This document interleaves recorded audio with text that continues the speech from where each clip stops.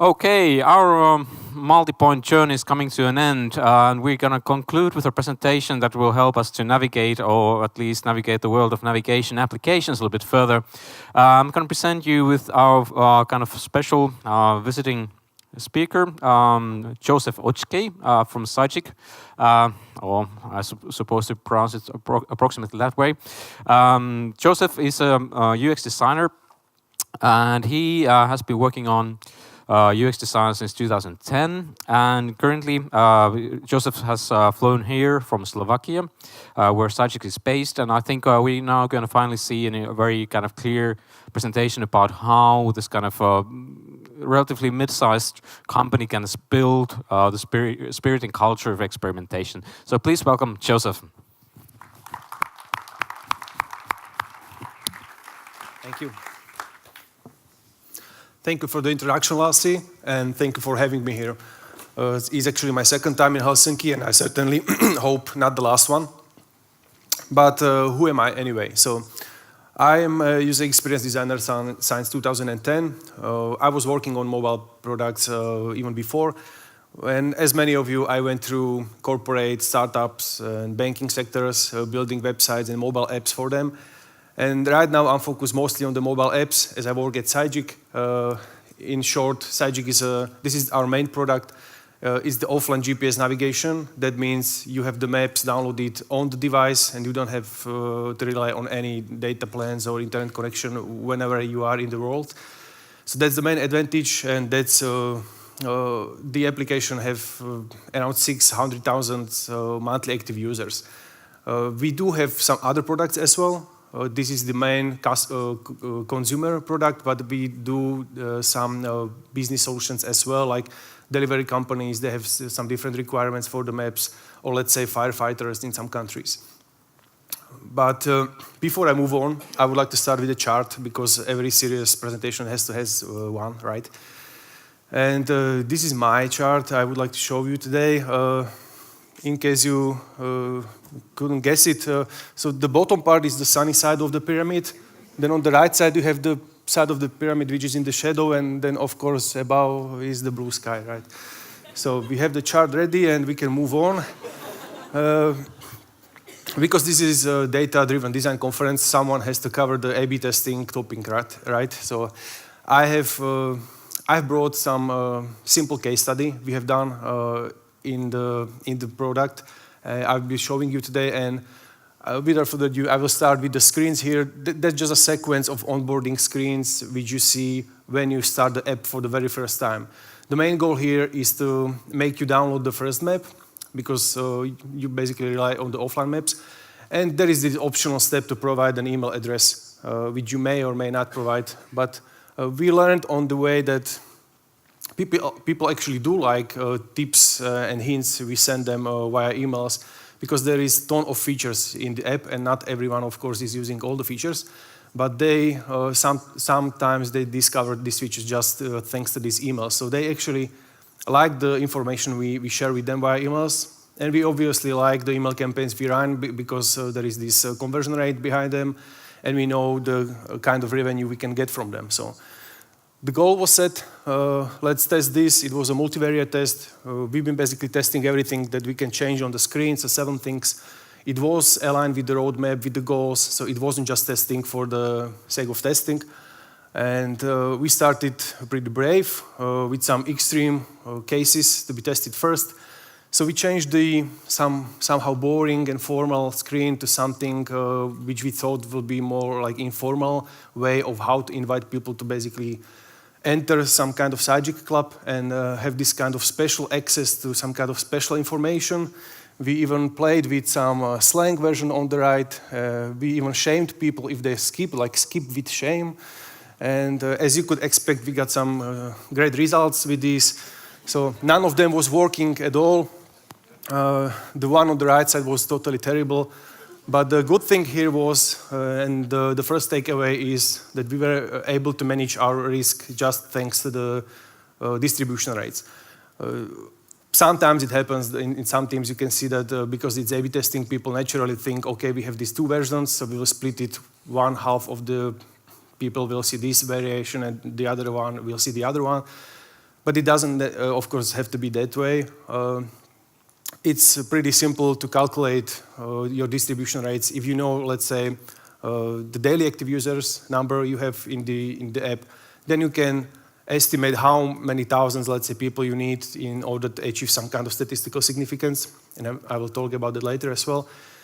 So that you could easily set up the distribution ratio to some reasonable level. In this case, because we knew it will be probably some kind of extreme, we set it on 0.25, so just 0.25%. People actually saw these screens, and the one with the slang, even less people. And thanks to that, we were able to limit the risk and the impact on and in this case, the negative impact that could have it on the people. So that's the main thing here. Like we can manage the risk by setting up the correct distribution ratio for each and every variate. Now, we of course continued with the testing. We have done more of it. I will start from left to the right. On the left, we just changed the color of the button, and the skip link below was great.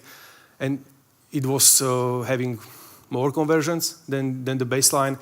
Then we also tested some different copy, like newsletter, because everyone loves newsletters, right? So this wasn't working that much. And we also tried the Sygic club version once again, this time without the fancy background, with the club, I think, just the copy, but it still wasn't really performing. After some while, we discovered among the all variations, we discovered the candidate which was outperforming the others. And it was based on the knowledge we had that people actually love these hints and tips. So we promised them to deliver some kind of user guide. We already have built one, but we would like to enhance it. And that was one of the triggers for them, which they were willing to provide more email addresses to us at the end. But then again, how do we actually know when to stop the experiments? Of course, statistical significance. Every A/B testing tool is full of it, right? But the issue here is that if you Google statistical significance and you search for the formulas, you can find several. There is not just one formula that says this is statistically significant and on which level it is. There is a lot of formulas, and it also depends on the kind of information you are looking for. But honestly, most of the time we just rely on the number we see in the A/B testing tool, right? This is 97% statistically significant. So we take it as granted, and we just don't know how they come up with the number, but we see it there, so we take it like, yes, this could be something we can work with. But then, again, we tend to forget about the trends and cycles and different personas accessing the thing which we are actually testing. So we've seen from Vim some statistics about Helsinki traveling, and I took this slide from the Waze Stats website.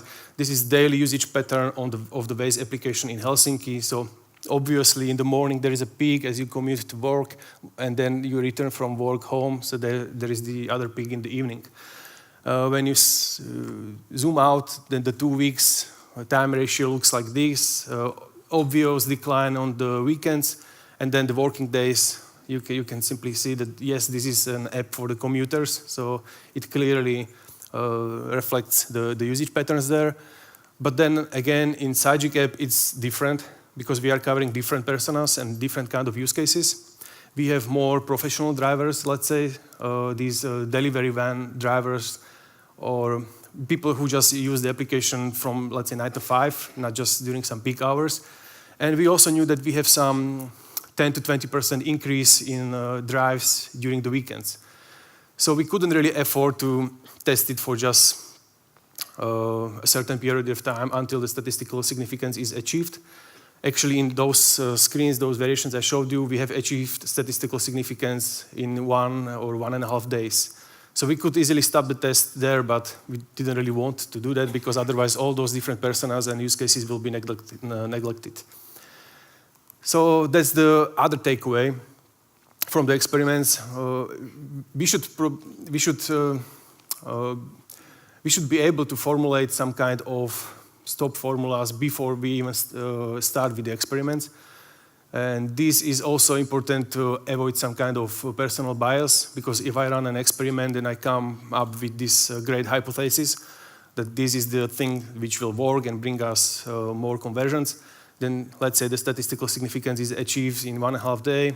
My variation is the top performer, and then I can just say, okay, the tool says it's 99% statistically significant, so I will stop it, right? But maybe if I just allow it to run for a little bit more time, then I can discover that my variation may go down and some other variation may overtake. And this actually happens in practice. So we settled to test at least 2 weeks time frames, sometimes even more. It depends on the tests and how many people you actually have accessing them. And we haven't stopped there. Of course, we tested another extreme. This was some kind of minimal version of the screen where we got rid of the background, even some of the copy. We just left the title, and it looked like some kind of error message or some kind of system requirement step that you have to enter the email address in order to move on. And again, this was an extreme case, so we distributed to just a very small portion of people. But guess what? This was the winner. This was the best performing variation out of like 15 or 16 we were testing. No other variation was that much successful. But okay, what now? I have the winner. Should I change the design according to the winner? Well, maybe, or maybe I can even increase the conversion rates even more if I just try to hide the title, right? And even the skip link, so that this will become the mandatory step that you have to take in order to continue. And I will be really happy about the conversion rates after that, right? But it probably isn't that kind of seamless experience we would like to achieve, because it's not just about the conversion rates at the end. And this is the screen how it looks today. Several iterations later, we also had to add some GDPR copy now, and surprisingly, we have discovered that if we put a name field there, we get even more email addresses. It's more work for the people, but it works. And now they expect that when they fill in the name and the email address, some kind of account will be automatically created for them. So we are just connecting the dots right now. But it makes sense for both sides again, so it's a good approach. Another kind of experiment we have done was with this kind of monetization bar. It's an internal name for it. And that's the thing on top of the screen that displays, which displays after your trial period is over. You have like 7 or 14 days, depends on the version, of a trial. And then you see this bar with some kind of message, your trial has been over, is expired, and you can buy the premium version here. So we knew this is one of the important touch points where we can convert people, and we wanted to increase the conversion rate again. So we started another multivariate test with some different colors, different text copies, and even sizes. After a little while, it became clear that the bigger the bar was, the more conversions we got. Also, the color, the best performing color became clear, and finally we've been able to determine the winning text as well. So this was the design at that time. If I would just implement the winning candidate from the testing, it will be like this. A little bit like punching the user in the eyes, like, okay, let's see me now and interact with me. Or maybe I can get even more conversions if I make it bigger, right? Because I know that the bigger the bar will be, the more conversion I will have. And if, I don't know, maybe this one will be the best one, then I can get as many conversions as I can imagine here. So, but again, it probably wouldn't be the seamless kind of experience we would like to achieve, right? So this is the screen today. The red color isn't there. This is a softer version of a brick red. And also the text was not just with the white colors, to not be that standing out that much. But this is working well, and it's some kind of compromise we have to do all the time when we do these kind of testings. And that's also the takeaway here. Like, don't forget about the actual people we design for, and don't just design for the charts and the project plans. But at the end, it's still those are the people who needs to interact with the application, and just then we can get the green numbers if they like what we actually do. And if it is usable, of course. And These three takeaways may have been some kind of obvious, I would say. Maybe even the last one will be, but I found it to be really good to focus on this one and keep it in mind. I stole this from Luke Wroblewski's Twitter timeline a couple of months ago. He posted this one here, and I found it to be just spot on what's going on when doing these kind of testings. Notice how he has put these cumulative A/B testing results in apostrophes, because we know those are not real results, right? Those are just some conversion rates numbers. And then the actual business results are often way different. So why is that? This is a very simplified flow through different touch points within the application where you can start purchasing the premium version of it. There are more touch points, but just to make it simple, I choose 3 of them. And one of them in the middle is the email screen we've been testing before. Then you can see also the monetization bar. And there is also on the right side, there is like a menu. If you hit the Sygic store, there you can also buy the premium version. So all these are some kind of touch points to the purchase process. And if I knew that from every 1,000 people interacting with the app, let's say my conversion rate is 6%, so that 60 of them will be actually buying. And I can measure exactly where they will be converted, where they started the purchasing journey. Then I can start the experiment, and I finally get some kind of winner, and it will bring me, let's say, 10 more conversions from the emails I get. But usually that's not the only thing that is happening here. If I get more people to it, that's fine, but I also divert people from the other channels or the other touch points I have in the app. In this case, it may be here, like if someone has been already converted in the email campaign, they probably won't be buying via the monetization bar anymore because they don't see it anymore. They already have the premium license, and nobody will probably just buy 2 licenses, right? So there is also this thing on the other side, like I may have brought, let's say, 2 more people to the total numbers of the people buying the premium version of the app, but I may have diverted some other people from some other channels. And the thing here is that these A/B testing tools, they focus solely on the isolated A/B testing scenario, the little use case. They don't integrate all these touch points and all these multi-channel experiences together. They only provide us with some kind of overview on one particular place in the app and what is happening there within the experiment. But the overall results we have to take from somewhere else. And the difference can be pretty steep. Like I can get 10 more people, which will be like 50% increase, but at the end it may be just dent in total revenue. And this happens often. That was also the chart. So how do we actually present the data to the other guys within the organization we need to talk to in order to make things happen, right? Because I can do any kind of experiments I want, but at the end, someone has to implement it and someone has to make the decision to actually go for it.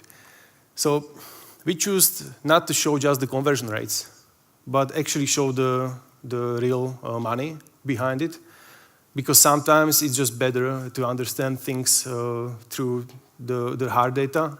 And we've been able to model this pretty easily because we knew exactly how many emails we are sending, what is the conversion rate, and if we are getting more emails, then we've been able to model this kind of prediction to the future in terms of money, not just the conversion rates. The same was with the position of the email screen within the onboarding process. Baseline is the current one, like you start, then you enter the email, and after that you can download the map. But the book says, and the reciprocity kicks in after you give value first and then ask for something from the people. So we thought, okay, let's maybe test downloading the map first and then ask for the email. But in reality, it's not working because there are many possible issues on the way. Like you don't basically have to wait for the map to be downloaded, or there may be some connection issues. And in reality, less people will see that screen in that flow when it is after the downloading, then when we ask for the email before the downloading will start. So we knew that the change will be drastic, and we definitely could not afford to lose this kind of money in this single change. So that was clearly dismissed as an idea, and we kept to the current flow. So that's the last takeaway from this. Like, think about money, more about money and not the conversion rates.